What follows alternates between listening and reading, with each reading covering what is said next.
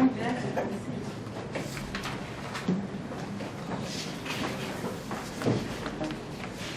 had informed the court that we are ready to proceed with 5 witnesses. Substitute the charge sheet. Before we move into that application, you had directed that the issue of whether or not there's an out-of-court settlement, and today we have an officer from KRA, Ms. Mbe, who is to inform the court of the position of KRA in respect to this matter. I wish that be addressed first before we move into the application. Personal number 11886. Your Honor, my instructions are that no intentions to have the matter settled out of court have been received by the authority yet. You see your number? My instructions from the Commissioner are that so far there is no receipt of any intentions to have the matter settled out of court. In line with Section 109 of the Tax Procedures Act, which requires that such a request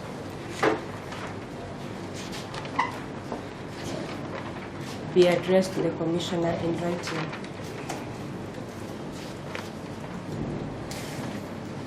Your Honor, if there is, I'm under instructions that the same may be served. Thank you.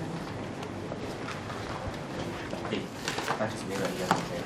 In compliance with Section 109, I will seek instructions from my client and Mr. Kimani to forward a formal written request for out-of-court settlement. In the meantime, perhaps Ms. Mbe will be gracious enough to give us her contact details, preferably her email and her contact information, contact number, or wherever that we're supposed to send the request for a formal settlement, out-of-court settlement. Noting that KRA is a very big organization. In Nairobi, we already have 3 branches, so we want to know where to address the said communication. If they are changing anything on the charge sheet, it would have to be the same. It would have to be supplied to us. Matter.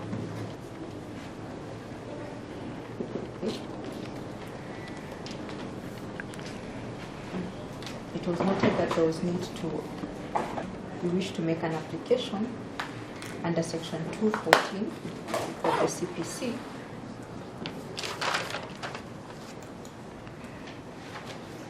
which allows the prosecution to amend the charge sheet at any time before the close of its case.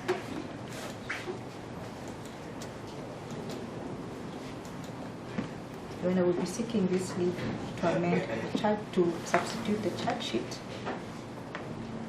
with an amended charge sheet dated 12th of April 2023, which we have in court. This has so far testified in the matter.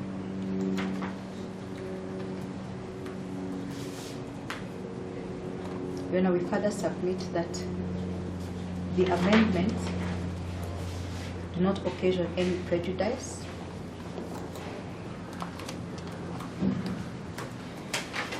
or injustice on the part of the accused person, in that we have not added any additional charges. The court will note that in the amended charge sheet, the number of counts are 10, were the ones in the initial charge sheet.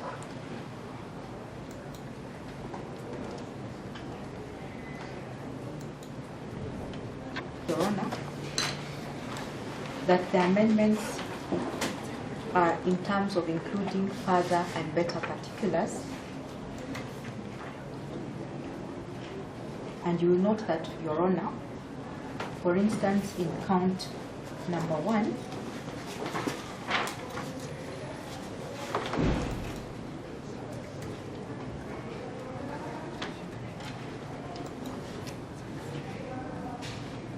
after the words unlawfully made incorrect statements in your excise duty returns for the months January 2015 to December 2015, we have added, Your Honor, a sentence indicating what those incorrect statements were. And in this case, Your Honor, for the first count, we have added by under declaring production volumes by 820,601 liters and misapplication of excise duty rates, thereby occasioning a reduction in the excise duty liable to be paid. So, Your Honor, that is the amendments that have been made in all the 10 counts to include the incorrect statements made under each and every count.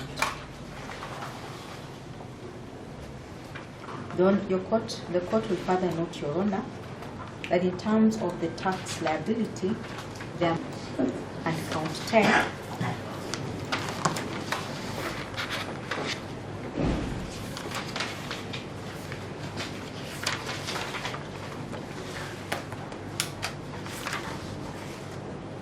which has amendments in respect to the thousands.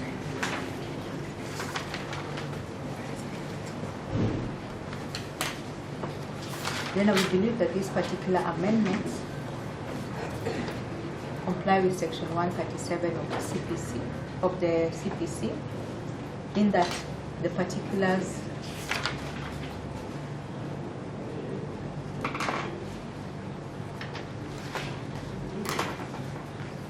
disclose the full act that was committed by the accused person. When we do submit that the amendments are made in the interest of justice, and we pray that the court do grant us leave to make the said amendments. I so submit. That's our submission on the issue of substitution. And she's closed that by saying that You now have the full disclosure of what you now seek. yes, Settlement. I do not have an objection to the charge sheet. However, I also want to seek a clarification that it goes on record. Are there more documents? That's the question I want to be posed to the prosecution. Because if there are no more documents, you can determine this matter from one point. Supply more documents? Yes, Your Honor, I believe that the clarification sought on the part of the defense counsel is premised on the fact that just before the matter commenced, the investigating officer had sought to supply 9 additional documents. But I just want to clarify that those additional documents are part of it. In addition, the investigating officer was also to supply the Gazette, the Kenya Gazette supplements for the period 2015 to 2017. So the only additional documents are electronic documents? Electronic certificates, which from the inventory are electronic certificates and respect we speak already in the possession of the accused person. The only thing that was noted is that the corresponding electronic certificate for their printout had inadvertently not been supplied to the accused person. And secondly, Your Honor, for the other 4 documents. Yes, that document. Yes, with which one documents supplied. Mm-hmm. The first one is written Keroche CEO. Yes, number 1 document supplied. At the end, Your Honor, you see it's written B1. Yes. B1. Yes. Now, these electronic certificates, which we have, they want to supply, Mm-hmm. are listed to B2.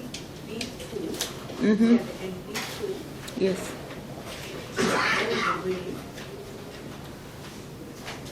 To B6.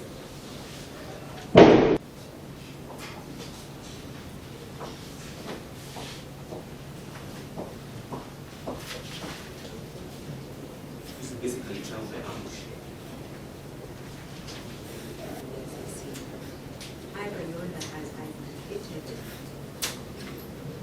These documents, the supply of these documents is not pledged on our application to substitute the charge sheet. And that is why we have to serve the investigating officer sought to serve those documents before defense counsel. Because these are certificates which necessitate, so that is a clarification I was making to the court in respect to these clarifications.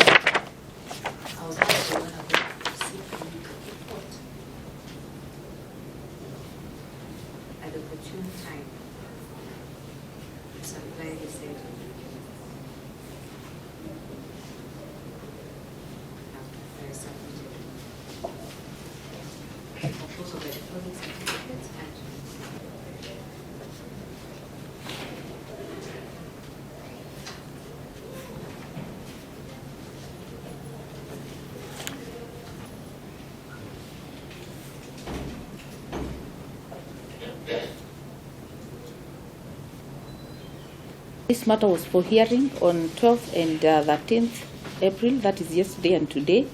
The prosecution availed witnesses and the defense indicated their wish to have the matter settled out of court, that is ADR. The defense caused an adjournment of the matter, and the court noted defense ought to have made a request to the Commissioner of Tax early enough not to frustrate the hearing. Today in court, a representative from KRA has confirmed that no such request had been made to the Commissioner of Tax. The defense has caused more delay. To the prosecution, an amended charge sheet has been presented with additional document. Although pre-trial had closed, it is evident that defense was not ready to have the trial commence. In the interest of justice, I shall grant the prosecution leave to amend the charge sheet and to supply the document as per the inventory dated 13th April 2023. The defense is granted 45 days to initiate the ADR process. Failure to which no further adjournment shall be granted to the defense. The court has always been ready to proceed, but the defense has caused several adjournments which now must come to an end.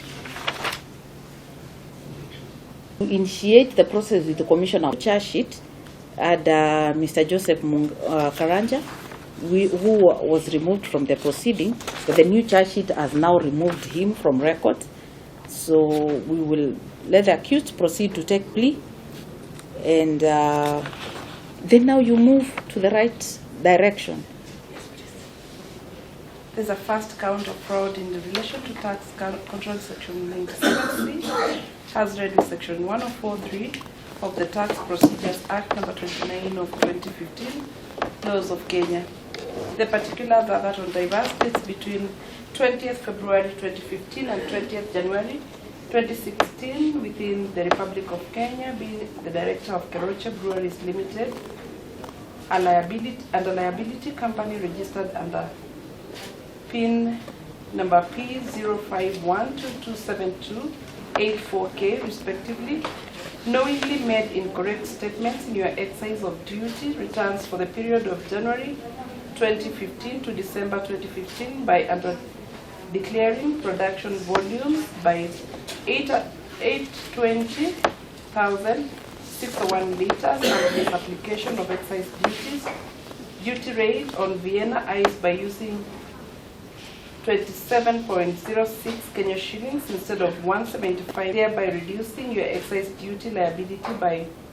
1,855,403,900 Kenya shillings, payable to the Commissioner as required by Excise Duty Act number 23 of 2015, laws of Kenya.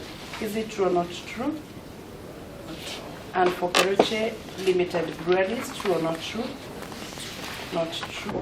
What is that document? This is showing the payment of 6,370,000 was paid by the buyer to Mr. Khan. That was made. In that, yes. This is the account number.